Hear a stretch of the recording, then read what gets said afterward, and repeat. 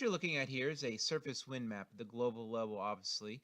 And we see it's going to be going very quickly, rapidly through days. So this is not real time. This is fast forward to the nth degree. And so we're going to move through days rather quickly. But we should note some particular patterns. What we're trying to do is, do we see the equatorial low pressure trough? Do we see the mid latitudes? And do we see migrating low pressure centers in the mid latitudes? Do we see this subtropical high pressures and the predictable clockwise spin in the northern hemisphere? Do we see that? Well, let's go find out. And so the first thing I'm going to do is just draw the equator on here, just so we have a guide. So the equator is roughly, I'm eyeballing this, roughly right through there, maybe a little bit higher. So there's our equator. I'm also going to draw, let's go ahead and do Tropic of Capricorn. It's a little bit higher than that, but whatever. And the Tropic of Cancer, somewhere in there. All right, so there are our lines. So we should see here in the tropics, we should see convergence, equatorial low pressure. Once again, we associate low pressures, we associate convergence with that.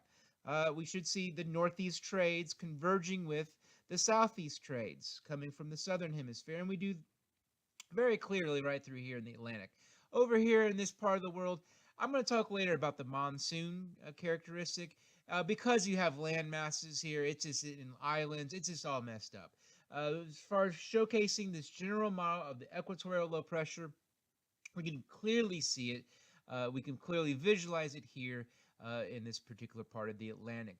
Also, to a certain degree, in the Pacific, we've got convergence occurring, and where you have the kind of this southeast flow, and then this northeast flow coming together here.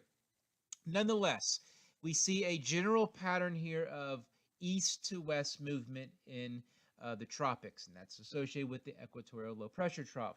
Now let's look in the mid latitudes. So the mid latitudes, we should expect to see the westerlies in action. We should see west to east movement, and for the most part, we do. And notice you see these spinning suckers that are moving. There's one, boom, right there, spiraling. There's another one, and notice the direction that they're spinning.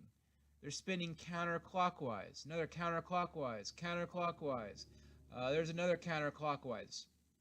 Those are those mid-latitude low-pressure cells, those migrating low-pressure centers, and those are going to be very crucial. Once again, low-pressure spin in the northern hemisphere counterclockwise, and those are going to be very important when we look at try to understand particular weather patterns in Indiana.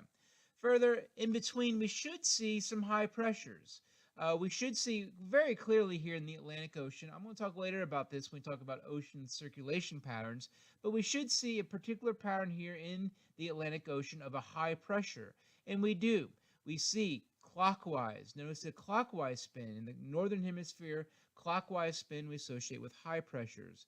And so this high pressure is crucial for also producing this northeast trade wind that comes in convergence in the equatorial low pressure trough.